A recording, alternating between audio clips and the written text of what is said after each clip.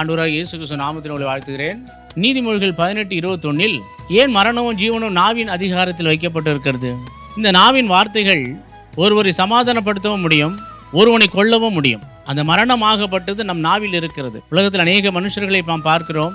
ஆறுதலான வார்த்தை பேசுவர்களும் உண்டு, தீமையான வார்த்தைகளை பேசுவர்களும் உண்டு, இல்லாததை பேசுவர்களும் உண்டு. அதனாலதான் நாவின் வார்த்தை ஜாக்கிரதையா பேச வேண்டும் என்று. ஏன்னா ஜீவனும் மரணமும் அதில் தான் இருக்கிறது. ஒருவரை நாம் வாழ வைக்க வேண்டும் என்ற நல் வார்த்தைகளை பேச வேண்டும். என் வாயின் வார்த்தை எல்லாம் நல்லதாக இருக்க வேண்டும் என்று நாம் ஆண்டவரிடத்தில் வேண்டிக் கொள்ள வேண்டும். நான் பேசுகிற வார்த்தை மற்றவர்களுக்கு ஜீவனை போகும் அளவுக்கு இருக்கக்கூடாது. அவ இப்படி பேசிட்டாலே, இப்படி ஆயிடுத்தே, இப்படி நடந்து போச்சே, இப்படி ஆயிடுச்சே அப்படின்னு அவங்க சொல்லக்கூடாது. நாம் பேசுகிற வார்த்தை அதுல மரணமும் இருக்கு, ஜீவனும் இருக்கு. ஒருவர்கள் ஜீவனோடு வாழ வேண்டும் என்றால் அவர்களுக்கு நல்ல ஆறுதலான வார்த்தைகளை சொல்ல வேண்டும், நல்ல ஒரு தைரியமான வார்த்தைகளை சொல்ல வேண்டும். அதைரியமான வார்த்தைகளை சொல்லி அவர்கள் ஆழத்துக்குள்ள இன்னும் ஆழமாக பிரச்சனைகளை உண்டு பண்ணி அவர்களை மரணத்துக்கு நேதாகவும் கொண்டு போறவர்களும் உண்டு. ஆகலால் நம் நாவை அடக்கிக் கொள்வோம். ஆண்டவர் இயேசு கிறிஸ்து நாவை அடக்க சொல்லுகிறார். மற்றவர்களை பேசும் பொழுது நீ குற்றவாளியாக தீர்க்காதபடிக்கு மற்றவர்களை குற்றவாளி என்று தீர்க்காதே என்று சொல்லுகிறார். அப்படியானால் அந்த நாவை நாம் எப்படி அடக்க வேண்டும்? ஏனென்றால் மரணமும் ஜீவனும் அதுலதான் இருக்கு.